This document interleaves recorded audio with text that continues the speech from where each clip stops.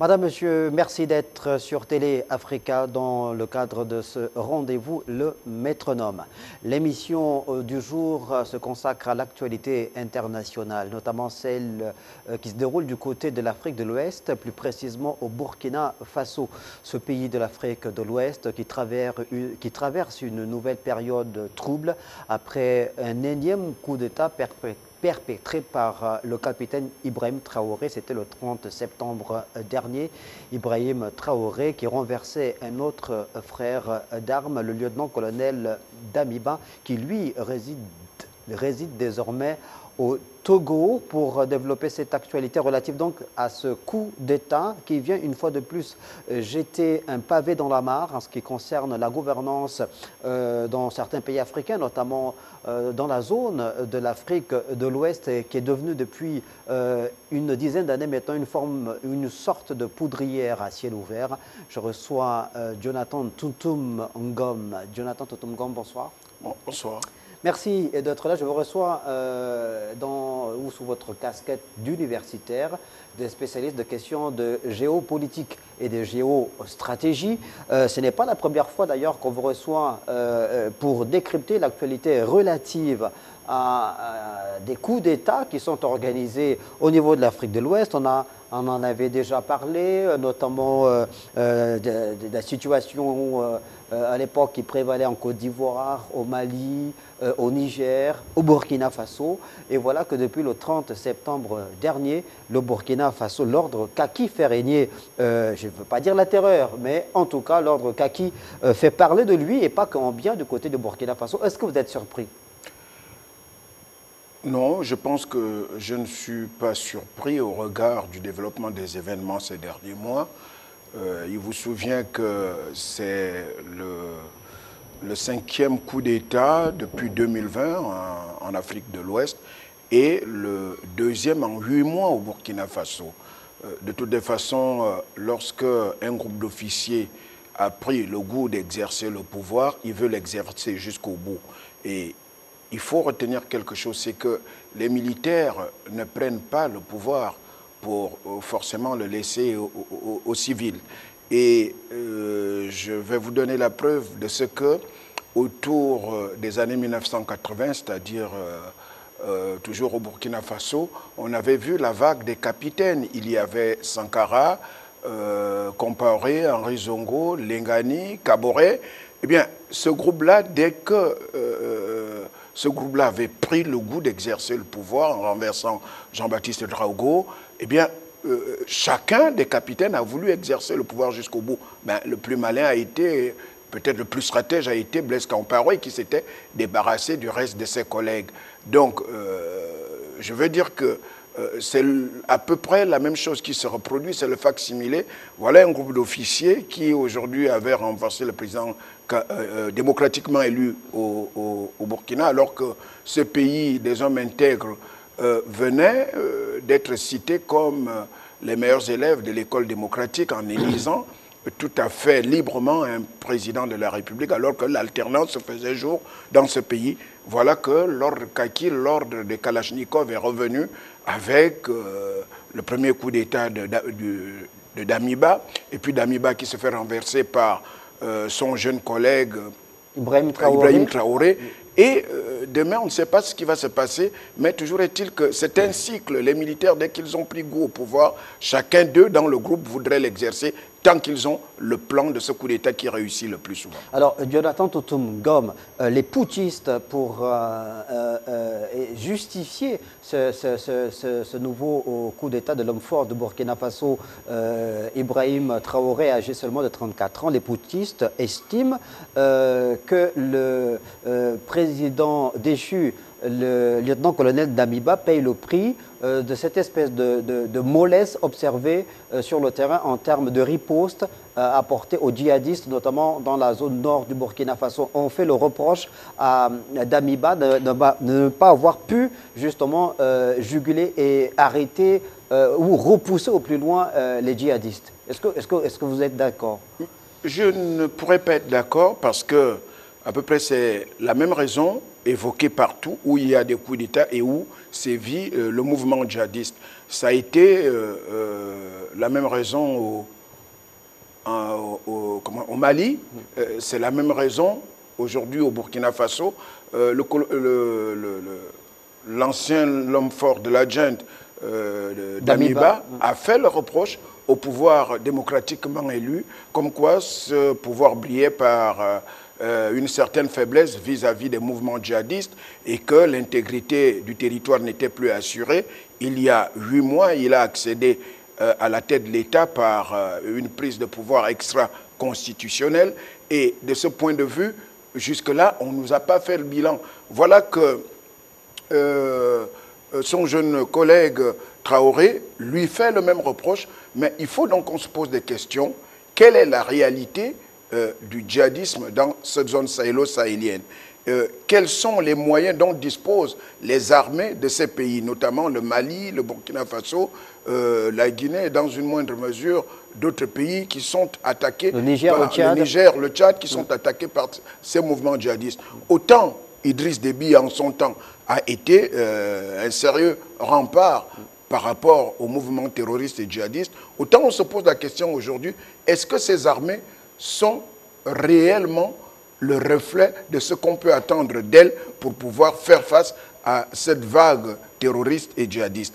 Et je pense que ce n'est pas une question d'hommes, c'est à la fois une question de la formation de ces militaires, une question des moyens technologiques de cette armée, une question de discipline de l'armée, et puis peut-être voir s'il n'y a pas de complicité à l'intérieur de ces armées pour faire la part belle aux djihadistes. Et puis il y a le problème de l'intensité du territoire. Est-ce que l'armée burkinabé a aujourd'hui les moyens qu'il faut pour pouvoir justement lutter efficacement contre le djihadisme sans l'apport extérieur? Est-ce que l'armée burkinabé peut le faire? Je demande à voir, je ne pense pas. Je ne pense pas que la capacité ou l'assiette technologique qui est celle de l'armée burkinabé aujourd'hui soit de nature à résister face aux mouvements djihadistes qui sont d'ailleurs, qui mènent, si vous voulez, une guerre asymétrique. Autant on peut identifier les éléments de l'armée régulière, autant on a du mal à identifier les éléments djihadistes qui mènent le combat dans cette zone sahélo-sahélienne. Et de ce point de vue,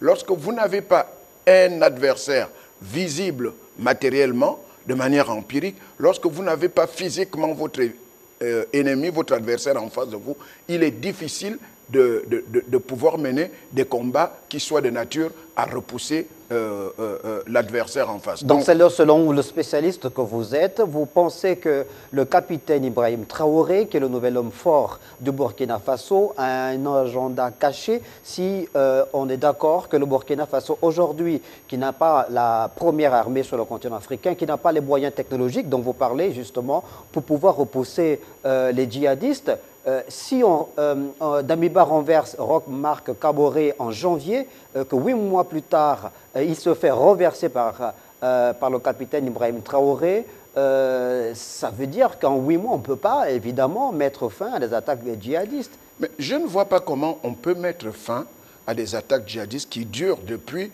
la chute de Muammar Kadhafi en Libye et dont les dommages collatéraux concernent notamment ces pays de la zone sahélo-sahélienne. Et si, d'aventure, au regard de l'intensité des combats et au regard de la superficie du territoire à défendre, qui est une zone tout à fait sahélienne, il est difficile pour des armées moins bien formées, moins bien outillées et moins bien équipées et ne brillant pas forcément par une très grande discipline de pouvoir faire face. Donc, venir accéder au pouvoir de manière extra-constitutionnelle par un putsch militaire en évoquant le fait de la faiblesse du président sortant, lui aussi chef de la junte militaire, auteur d'un autre coup d'État, ça veut dire qu'on assiste à ce qu'on appelle au toit de là que je m'y mette, mais pas forcément pour pouvoir apporter des bons résultats. Si tant est qu'en plus, on sait que c'est toujours la France qui a souvent été mise à contribution pour essayer de maintenir la carte politique de ces États-là en l'état, et que cette France se trouve être aujourd'hui victime de l'instrumentalisation d'une certaine opinion. Donc, je pense qu'en le faisant, parce que le coup d'État, s'il a réussi, a été une réussite de la part des populations qui sont descendues dans les rues. Et de ce point de vue, ça a été encore une instrumentalisation de l'opinion face à la politique française, alors que jusque-là, il n'y a que... on ne peut parler que d'une révolution de palais. Ce sont des militaires qui ont pris le pouvoir contre M. Kaboré et qui se sont trouvés face à face et pour ne pas pouvoir maintenir leur pouvoir homogène. Et ils sont obligés de s'accuser. L'un accuse l'autre d'être très faible face aux djihadistes, mais on attend voir parce qu'en 8 mois, on ne peut pas honnêtement faire un bilan d'une guerre qui dure depuis presque 3 ou 4 ans. Alors, l'homme fort, le nouvel homme fort du Burkina Faso, Ibrahim Traoré, le capitaine Ibrahim Traoré, âgé seulement de 34 ans, était celui qui commandait, je pense, les blindés du côté du nord du Burkina Faso, donc qui était en première ligne sur le front des attaques contre les djihadistes. Mais pour qu'il réussisse son coup d'État du 30 septembre 2022, le coup d'État qui a renversé le lieutenant-colonel Damiba, il a eu le soutien du commandement en chef de l'armée régulière, de l'armée burkinabé. Comment comment vous lisez, c'est quoi votre grille de lecture par rapport à ce soutien manifeste apporté par le commandement en chef de l'armée burkinabé? Non, je pense que le commandement en chef de l'armée a suivi le mouvement de la foule.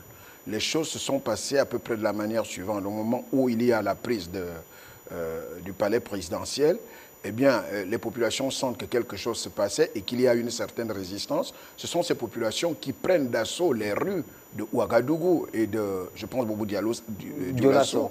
Et finalement, je pense que le commandement en chef ne pouvait plus ramer à contre-courant de la volonté populaire qui appuyait l'aboutissement de cet énième coup d'État, et de ce point de vue, il s'est aligné. Mais au départ, il n'a pas pris fait et cause pour les nouveaux putschistes qui étaient encore en négociation au moment où le coup d'État se déroulait, et à un moment donné, le coup d'État a été inéluctable à cause des mouvements de la foule qui ont commencé à considéré comme cible à attaquer les installations de la représentation diplomatique française. Et de ce point de vue, l'opinion a été un peu manipulée.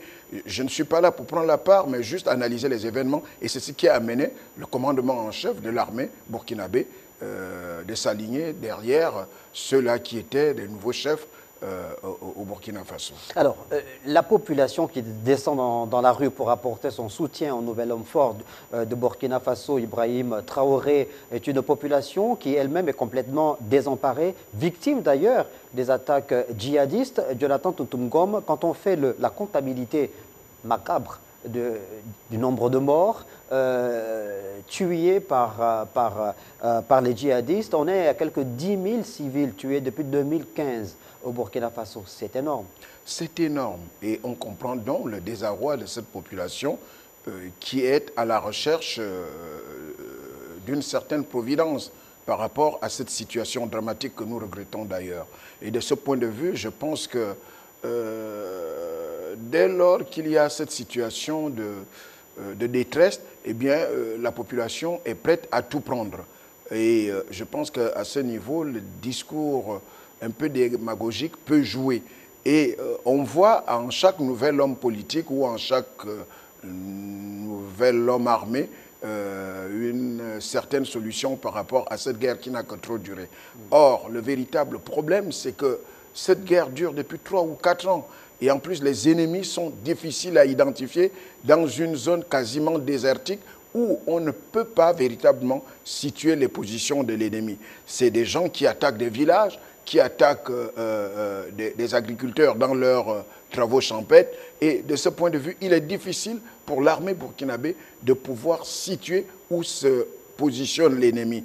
Et je ne pense pas que cela soit le fait de la faiblesse d'un homme, mais beaucoup plus de la faiblesse, si on peut dire, d'une armée qui n'est peut-être pas formée à des attaques similaires, c'est-à-dire à une certaine guerre asymétrique qui se déroule sans qu'on ait à... Parce qu'une armée régulière est formée pour des guerres conventionnelles. Or, ici, il ne s'agit pas d'une guerre conventionnelle, il s'agit d'une guerre asymétrique où l'ennemi est difficilement est difficilement localisable, détectable, difficilement localisé. Et de ce point de vue, les techniques utilisées dans une guerre conventionnelle ne sont pas celles utilisées par les terroristes et les djihadistes qui s'attaquent avec parfois des armes non conventionnelles, qui s'attaquent à des civils non armés.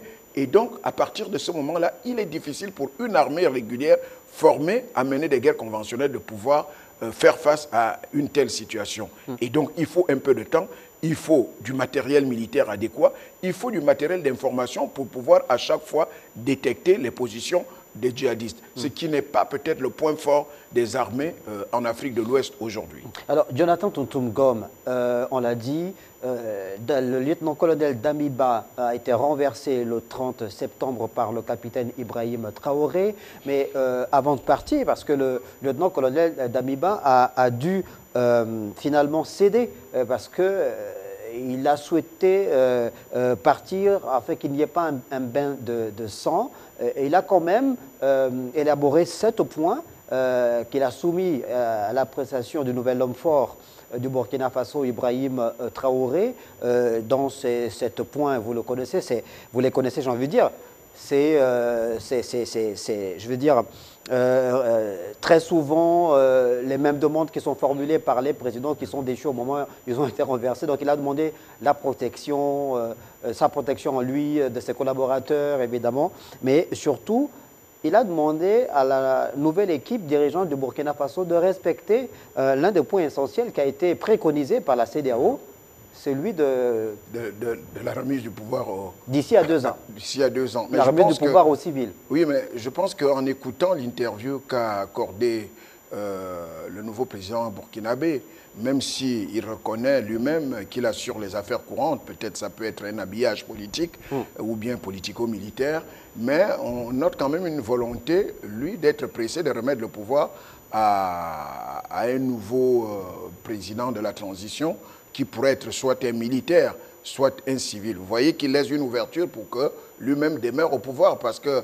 le Parlement de transition ou bien l'organisme de transition qui sera élu, qui sera désigné sous forme de CNT, le Comité national de transition, pourrait désigner soit un militaire, soit un civil. Donc il ne ferme pas la porte à lui-même pour qu'il reste au pouvoir. Mais comment interpréter alors le fait qu'il y ait eu cette espèce je ne veux pas dire de bras de fer, mais que le pouvoir établi au Burkina Faso n'est pas consenti à rencontrer, parce qu'il y a une délégation, je crois, de la CEDEAO qui a fait un tour à Ouagadougou, mais qui s'est arrêté, semble-t-il, à l'aéroport. Oui, bon, je pense qu'il y a quand même des circonvolutions diplomatiques à respecter dans ce genre de situation, et je pense que la hiérarchie de la CEDEAO se trouve un peu embarrassée du fait que, bon, nous pouvons avoir l'impression que la CEDEAO ne maîtrise plus rien dans ce qui arrive en Afrique de l'Ouest, notamment sur le plan politique. N'oublions pas que la CEDEAO est d'abord une organisation économique, mais comme on ne peut pas faire de l'intégration économique si on a une instabilité politique quelque part, une instabilité politico-militaire.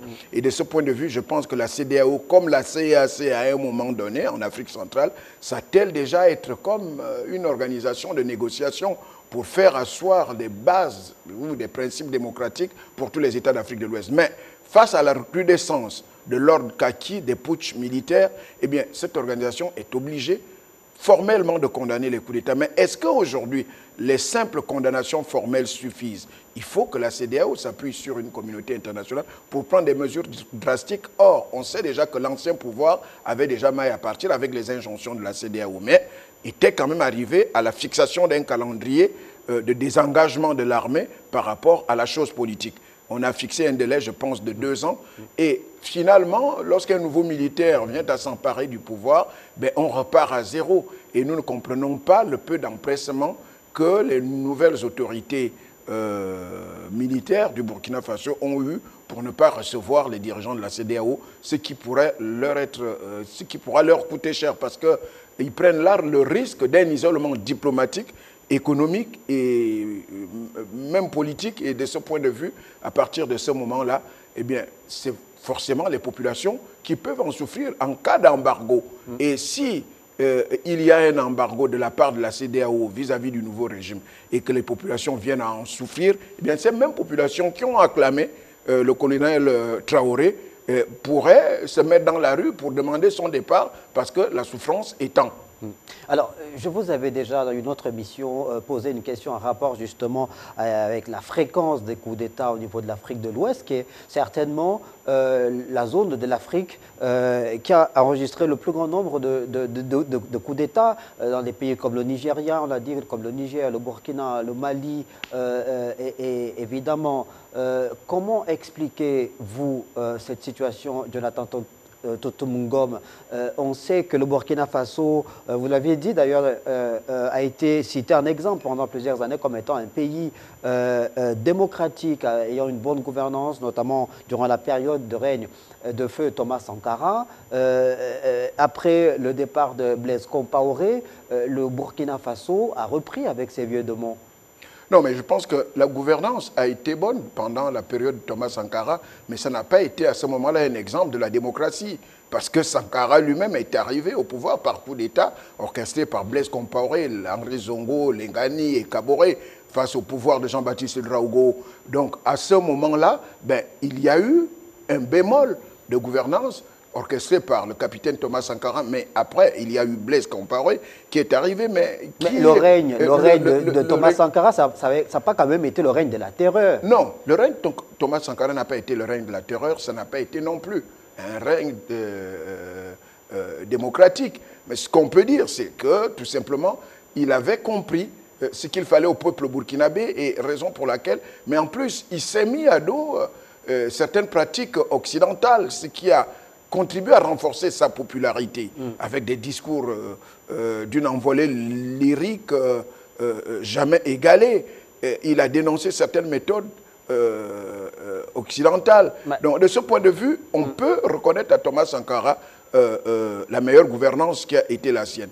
Mais en plus, il y a eu Blaise Compaoré, mais qui a été pris par le vent de l'Est, obligé d'instaurer une démocratie de façade. Mais après Blaise Compaoré, on va quand même voir un Burkina Faso qui va prendre l'exemple du Mali et du Bénin à côté, avec des changements démocratiques à la tête de l'État.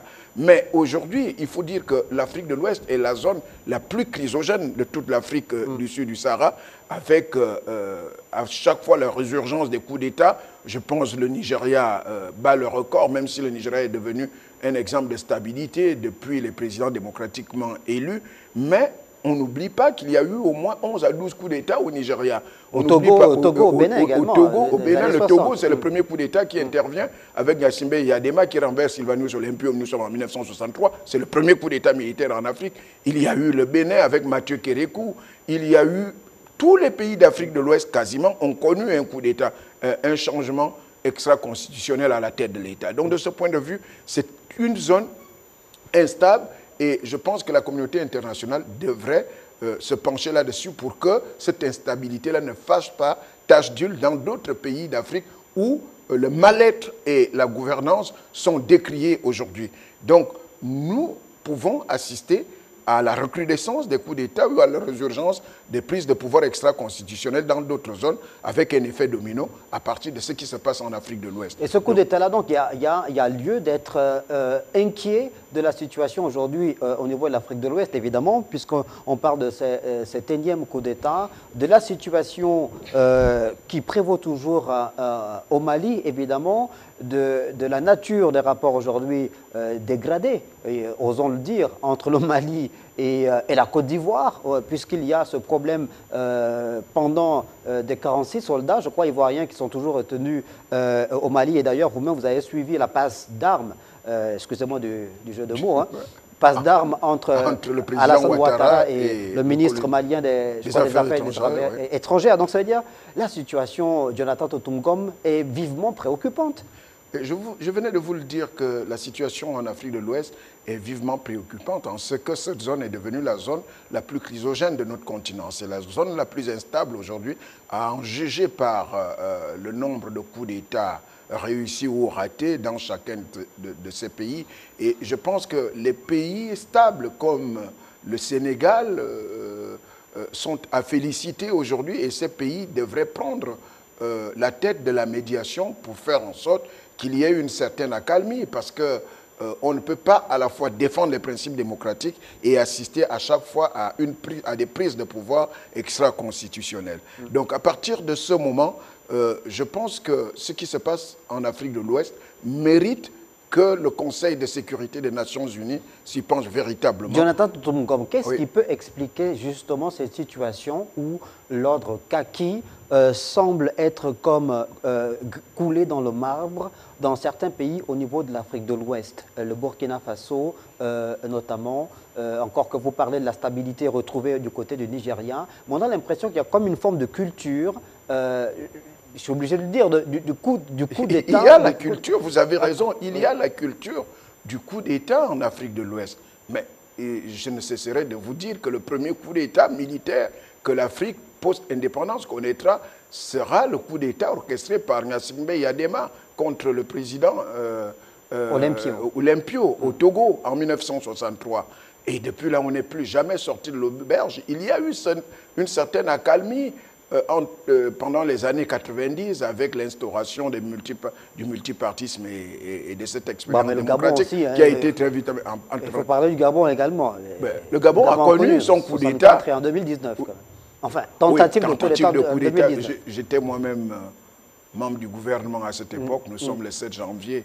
Et donc, je sais à peu près ce que nous avions eu comme trouille, comme peur à l'annonce de la musique militaire à la télévision nationale. Mais bref, la situation est sans commune mesure en Afrique centrale avec ce qui se passe en Afrique de l'Ouest. Donc, moi, je pense qu'en Afrique de l'Ouest, c'est quand même la culture du coup d'État qui s'est installée. Il n'y a aucun pays qui n'avait jamais connu de coup d'État. Peut-être le Sénégal, en part la tentative de Blaise Diagne avec Senghor. Bon, est-ce que ça a été un coup d'État? Seul Senghor peut nous le dire aujourd'hui de là où il se trouve. Mais on se rend quand même compte que le Sénégal est une exception en Afrique de l'Ouest. Même la Côte d'Ivoire qu'on croyait stable à l'époque du vieux Houphouët, mais on s'est rendu compte plus tard que 7 ans après la mort d'Houphouët, la transition s'était mal passée parce que la Côte d'Ivoire est entrée dans une instabilité. Et cette instabilité est quasiment la situation dans tous les pays d'Afrique de l'Ouest aujourd'hui.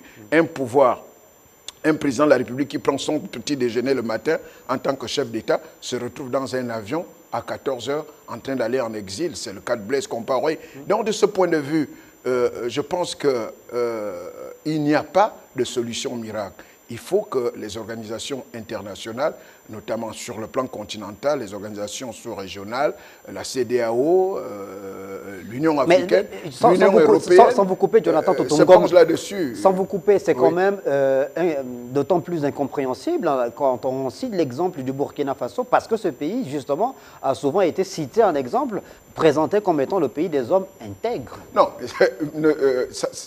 c'est l'appellation. C'est de l'habillage. C'est l'habillage. C'est du cosmétique. C'est un peu du cosmétique à l'époque où le président Sankara veut bien changer le nom de Haute-Volta pour donner une identité. En 1982, pour donner une identité africaine à son pays. On a rebaptisé le pays qui s'appelait Haute-Volta, Burkina Faso, ou le pays des hommes intègres. C'est vrai, l'intégrité y est en matière peut-être de corruption, où on a vu à l'époque du président Sankara, la corruption avait très drastiquement reculé. Mais aujourd'hui, c'est beaucoup plus la corruption des élites politiques, notamment des élites militaires, où chacun veut exercer le pouvoir d'État. Il s'agissait de cela dont il est question ici. Chacun veut exercer le pouvoir d'État, quitte à prendre le pouvoir de manière extra-constitutionnelle, extra-démocratique. Donc, de ce point de vue, je pense que l'intégrité dont il est question ici ne concerne pas les élites politico-militaires.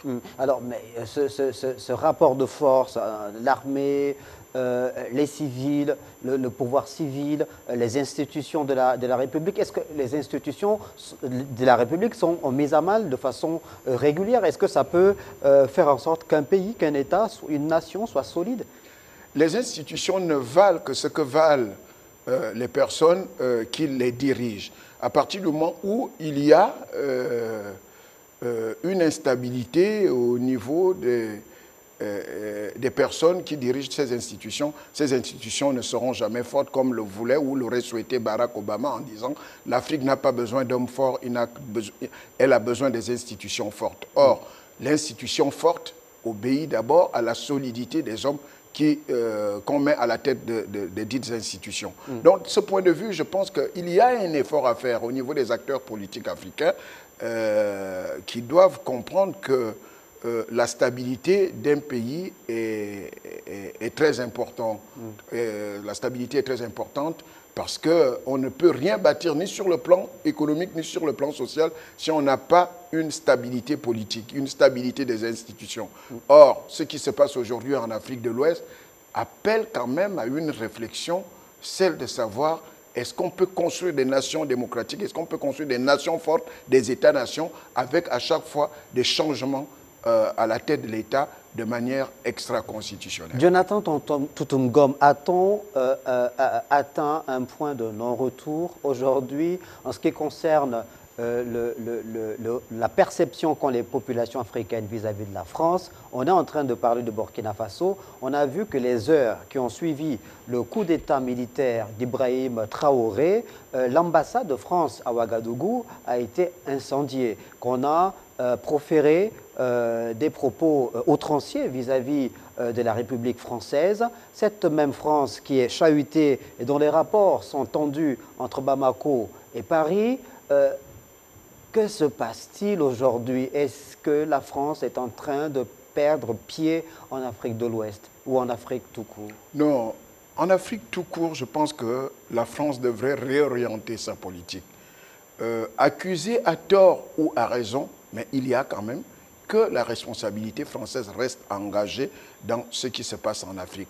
Pas qu'elle soit directement impliquée, je ne le dirais pas ainsi, mais en même temps, je pense que la France, qui a toujours joué le rôle du père Fouettard, devrait comprendre que quelque chose doit être fait dans la définition de ces politiques africaines. Auquel cas, la France perdrait pied en Afrique. Il n'y a qu'à regarder le nombre de ressortissants français dans chaque pays africain. Vous essayez de faire des statistiques, vous verrez que depuis 1990 jusqu'à aujourd'hui, ce nombre de ressortissants français dans les pays africains, notamment les anciennes colonies françaises, a drastiquement diminué. Donc, de ce point de vue, vous comprendrez qu'il y a une certaine inimitié qui existe aujourd'hui entre les populations africaines et le gouvernement, la politique française en Afrique. Bon, maintenant, il ne faut pas qu'il y ait une instrumentalisation. Moi, je dénonce cette instrumentalisation de l'opinion, qu'à chaque fois qu'il y a une situation d'instabilité politique interne en Afrique, on voit tout de suite la main de la France. Parfois, cette même France qu'on sollicite pour venir stabiliser, cette même France dont on sollicite les forces pour venir aider les pays africains à repousser de certaines forces d'instabilité, eh bien c'est cette même France aussi qui est chahutée à chaque fois. Donc, de ce point de vue, je pense qu'il faut qu'il y ait la convocation d'un véritable sommet France-Afrique entre chefs d'État et chefs de gouvernement et le gouvernement français pour redéfinir la politique française en Afrique. Sinon, je pense que tel que c'est parti, c'est le Mali aujourd'hui, c'est le Burkina, ça risque de faire tache d'huile au niveau de tous les États anciennement colonisés par la France aujourd'hui. La situation est prise très au sérieux par la France et le président Emmanuel Macron d'ailleurs ne s'est pas interdit de l'évoquer de façon officielle lorsqu'il a reçu dernièrement à l'Élysée lors ce conseil des ambassadeurs, donc tous les représentants de la République française à travers le monde, où il a clairement demandé aux ambassadeurs de jouer ce rôle de sensibilisation, de faire de la pédagogie et de parler au nom de la France et d'expliquer la raison véritable de la présence de la France dans ces pays africains-là, de présenter la France comme un ami. Et d'ailleurs, ce même rôle, Macron l'a demandé aux journalistes aussi de faire ce travail. Évidemment que l'idée est très mal passée dans les médias de service public. C'est insuffisant. Je pense que quand Emmanuel Macron demande aux représentants diplomatiques et consulaires de la France de jouer un rôle de sensibilisation, quel sera le mode opératoire utilisé par ces ambassadeurs et ces représentants consulaires? Parce qu'on sait que les représentants diplomatiques ont un champ, ont un périmètre de compétences assez réduit, ils ne traitent qu'avec les représentants des États auprès desquels ils sont accrédités. Mais quel est le rôle d'un ambassadeur? Quel sera le mode opératoire utilisé par un ambassadeur de France pour pour sensibiliser les populations d'un pays qui ont maille à partir avec la politique française. Donc de ce point de vue, je pense que c'est un habillage diplomatique mal conçu. Il faut aujourd'hui que la France redéfinisse sa politique en Afrique. D'abord, il y a, par exemple, au niveau des pays africains, il y a la question du franc CFA qui se pose. Il y a la question de la dette. Parce que s'il y a aussi ce problème d'inimitié entre les Africains et la France, c'est d'abord la question du chômage, la question de la formation. La France ne peut pas avoir augmenté les frais de scolarité pour des étrangers qui sont pour la plupart des Africains, des étudiants africains en France, si tant est que les pays de ces étudiants-là ont des difficultés économiques. Ça, c'est déjà une mesure qui n'arrange pas l'image de la France. Quand on sait que les étudiants africains, pour la plupart non boursiers, parce que tous les pays africains n'accordent pas des bourses d'études à leurs ressortissants qui vont faire des études en Europe, dans l'espace Schengen et en France. Donc, augmenter les frais de scolarité à des étudiants non boursiers déjà, ça pose un problème et ça détériore l'image de la France.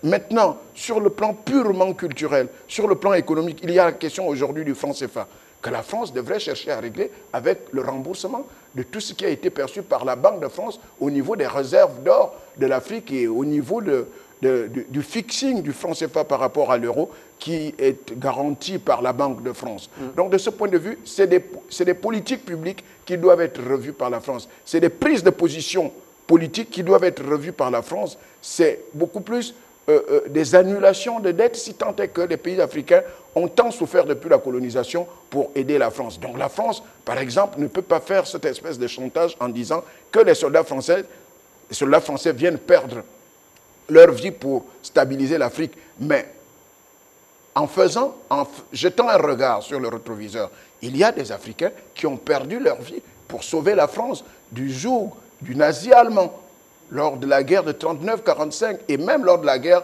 de 14-18. Donc de ce point de vue, on est au même pied d'égalité. Autant les Africains ont perdu leur vie pour sauver la France du joug allemand, autant aujourd'hui, la France, certains soldats français perdent leur vie au Mali et bien d'autres zones chrysogènes aujourd'hui. Autant aujourd'hui, vous êtes peut-être en train de regretter le fait que la France ait pris la décision de retirer ses troupes de façon progressive du côté de la zone Sahel, le fameux G5 Sahel, la force Barkhane. Jonathan Toutoumgom, comment penser mettre fin ou bouter le djihadisme hors de cette partie de l'Afrique sans qu'il y ait justement l'implication des puissances occidentales? Est-ce que vous pensez réaliste? Est-ce que vous pensez sincèrement que sur le terrain, ce serait possible de le faire, même sans que la France peut-être voit avec l'Union européenne comment arriver à mettre fin à ce fait? Sur le plan stratégique, je ne pense pas. Je ne crois pas en la capacité des pays du Sahel à pouvoir faire face au djihadisme aujourd'hui sans l'aide des pays occidentaux, ne serait-ce qu'au niveau de l'assiette technologique, c'est-à-dire au niveau de l'armement à utiliser, au niveau des moyens de communication à utiliser. Parce que pour pouvoir faire face à cet adversaire invisible, il faut qu'il y ait des moyens de communication, toutes choses que les Africains n'ont pas par défaut de satellites adéquats pour pouvoir permettre au pays de pouvoir s'informer quant aux positions djihadistes. Mais en plus, il y a la question de la formation des hommes et des moyens de motivation pour ces armées-là qui sont démotivées aujourd'hui. Alors, expliquez-nous, vous le spécialiste des questions de géopolitique et de géostratégie, le constat qui est fait, est-ce que depuis que l'on observe sur le terrain, évidemment, la présence des différents groupes djihadistes qui ont éclaté ou qui ont essaimé dans la zone du Sahel après que la Libye de Kadhafi, évidemment, est volée en éclats, le constat qui est fait, c'est que c'est la France qui a pris le leadership de cette guerre à mener contre le djihadisme. Alors, cette même France qui est contestée dans certains pays africains, notamment au niveau de l'Afrique de l'Ouest, au Burkina Faso, au Mali et dans même à un moment au niveau de la Côte d'Ivoire, la France, comment vous voulez, ou comment pensez-vous qu'elle puisse, ou quelle attitude finalement les autorités françaises devaient-elles adopter par rapport à cette situation? Est-ce que la France devait davantage peut-être emmener l'Union européenne finalement pour l'aider la France à pouvoir trouver une solution par rapport au djihadisme ou emmener la résolution du problème au niveau de l'ONU? Je pense que la France doit internationaliser les questions de lutte contre le terrorisme. La seule France aussi mieux dotée n'est pas en mesure de pouvoir faire face seule aux questions de lutte contre le terrorisme. Mais en même temps, ce qu'il faut savoir, c'est que ce qui est en jeu ici, ce sont les intérêts occidentaux en général qui sont visés. Avec un relâchement des conditions sécuritaires au niveau de la zone sahélo-sahélienne, les terroristes, les djihadistes ont trouvé un terreau, ont trouvé une base arrière au niveau de cette zone pour pouvoir s'y établir et mieux attaquer les intérêts occidentaux, non seulement en Afrique, mais aussi en Europe de l'Ouest et en Amérique du Nord. C'est ce qu'il faut comprendre parce qu'ils avaient commencé, les terroristes, à attaquer le World Trade Center en 2001, le 11 septembre, aux États-Unis. Et face à la riposte, peut-être aussi au niveau de l'Europe de l'Ouest, eh bien, les terroristes ont fait un repli stratégique au niveau de l'Afrique, notamment la bande sahélo-sahélienne, aidés en cela par la dislocation, sinon le vol en éclats de la Libye du pouvoir, qui était quand même une espèce de barrière pour lutter contre le terrorisme. Donc toutes ces conditions réunies ont permis aux djihadistes et aux terroristes de s'établir dans la bande sahélo-sahélienne, non seulement pour déstabiliser les États africains, mais surtout pour mieux avoir en ligne de mire, c'est-à-dire comme cible, les intérêts occidentaux. Or, c'est celui qui a les intérêts qui doit sécuriser les 10 intérêts. Donc, de ce point de vue, la France, les Occidentaux, le conflit contre le djihadisme et le terrorisme, qui est aussi idéologique, parce qu'il s'agit ici de l'intégrisme musulman contre d'autres formes religieuses. Donc, de ce point de vue, il appartient aux Occidentaux de pouvoir sécuriser leurs intérêts. Plus on laissera la bande sahélo-sahélienne aux mains des djihadistes, plus les intérêts occidentaux seront les principales cibles de ces terroristes. Comment comprendre l'impression qu'on a, c'est comme si le problème du djihadisme au niveau du Sahara ou de cette bande sahélienne-là semblait être un problème de seconde zone pour les Nations Unies. Qui doit porter le problème au niveau des Nations Unies? Que fait le secrétaire général des Nations Unies par rapport justement à la résolution de cette crise profonde qui décime des milliers de personnes? Rien qu'au Burkina, on a dit 10 000 depuis 2015. Mais je pense que c'est le moment d'interpeller les Nations Unies parce que l'ONU est quand même là pour garantir la paix à travers le monde. Et de ce point de vue, je pense que l'utilisation des casques bleus en tant que tel peut être de mise, mais sauf qu'il se trouve un problème de mode opératoire.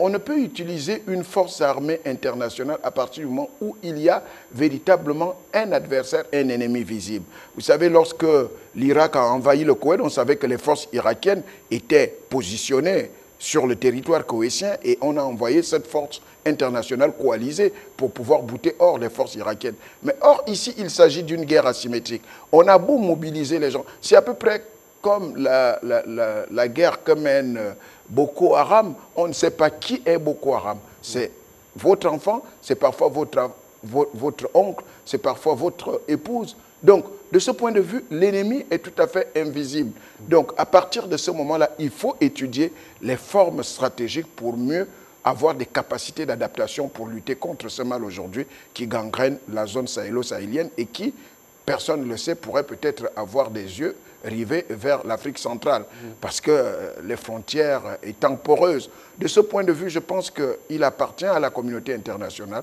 notamment les Nations Unies, de se réunir pour trouver des formes les mieux adaptées pour la lutte contre le terrorisme et en même temps, parfois, proposer des négociations avec les djihadistes, puisqu'ils ont des leaders bien identifiés.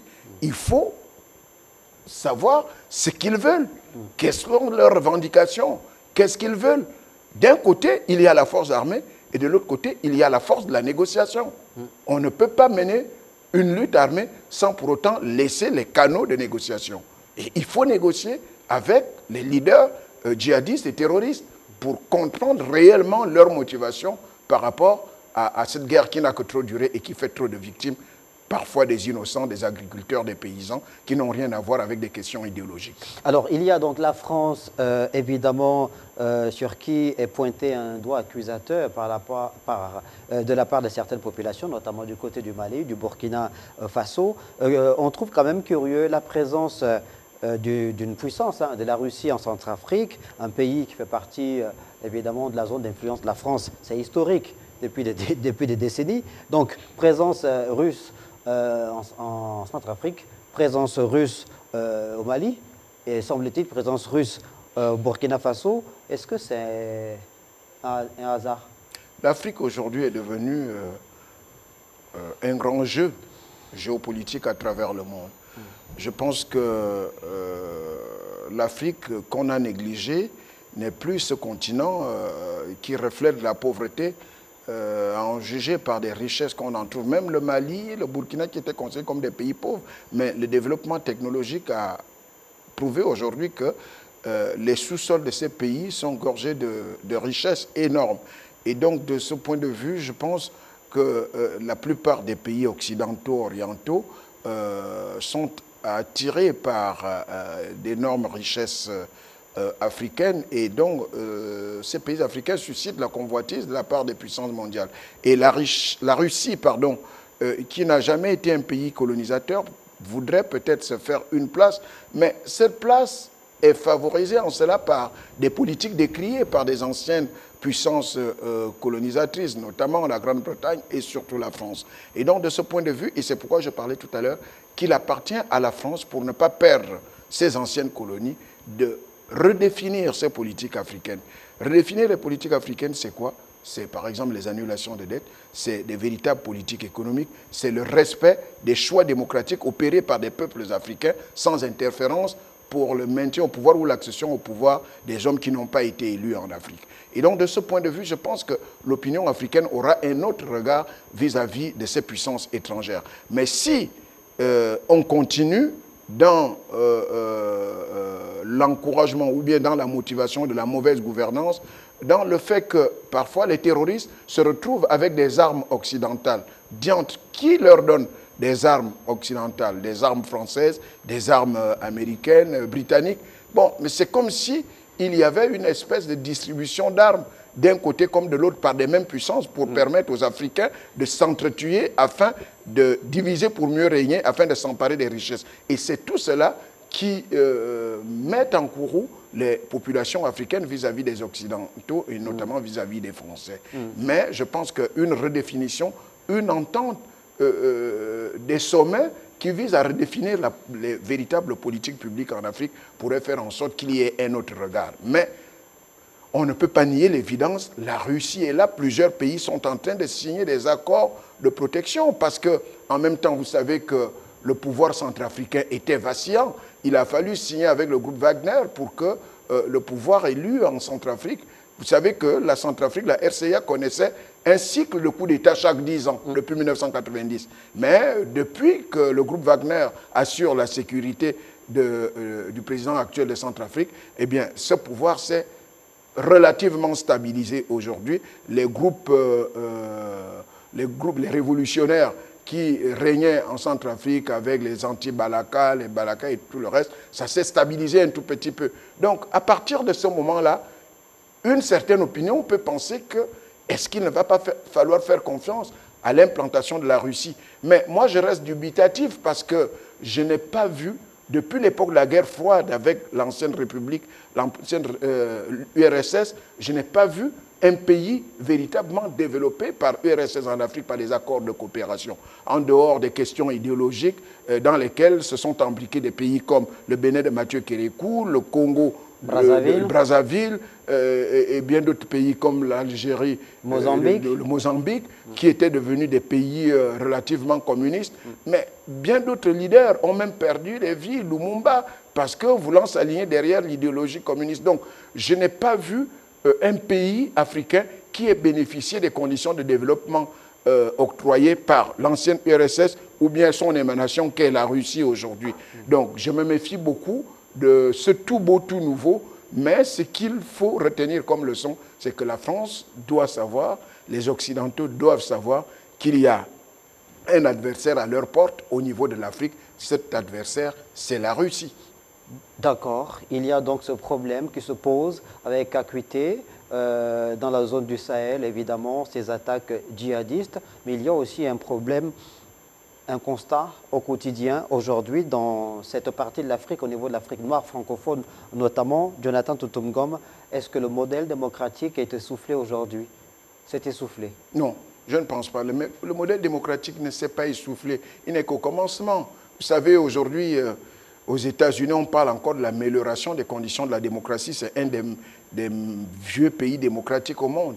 En France, aujourd'hui, on parle encore de l'amélioration des conditions de la démocratie. Les pays africains ne sont qu'à leur deuxième tentative d'expérience démocratique après celle héritée de la colonisation jusqu'en 1961, 62, 63 pour des pays anciennement colonisés par la France. L'instauration des partis uniques à partir du milieu des années 1960 a fait en sorte qu'on mette fin à cette expérience démocratique. Donc, reprise en 1990, on ne peut pas parler de l'essoufflement des démocraties africaines. Nous sommes encore au stade expérimental, mais il va falloir l'améliorer, les améliorer. Des démocraties qui s'accommodent bien des coups d'État. Ouf, les démocraties qui s'accommodent des coups d'État, mais on a vu dans des vieux pays démocratiques où il y a eu quand même des coups d'État, parfois pas des coups d'État militaires, même des coups d'État populaires, où parfois les populations ont chassé un président démocratiquement élu d'une manière ou d'une autre. Mais il faut rester optimiste et dire que bon, nous traversons des étapes et il va falloir que les acteurs politiques africains, la communauté internationale, notamment les Nations Unies, l'Union africaine, l'Union européenne, en fait tous les partenaires au développement doivent aider les pays africains à se stabiliser sur le plan démocratique pour éviter des prises de pouvoir constitutionnelles. Chacun a son rôle, aux acteurs politiques, la politique pour diriger les pays, et aux militaires pour défendre l'intégrité du territoire, pour défendre la paix, la sécurité des hommes et des biens. Jonathan Toutoumko, merci d'avoir accepté l'invitation de Télé Africa. Vous avez donc été l'invité principal de l'émission Le Métronome. Avec vous, on a donc abordé cette actualité qui prévaut actuellement au Burkina Faso en rapport avec le coup d'État qui a été donc mené le 30 septembre dernier par le nouvel homme fort du Burkina Faso, le capitaine Ibrahim Traoré. Merci de nous avoir regardés et bonne suite des programmes sur votre chaîne.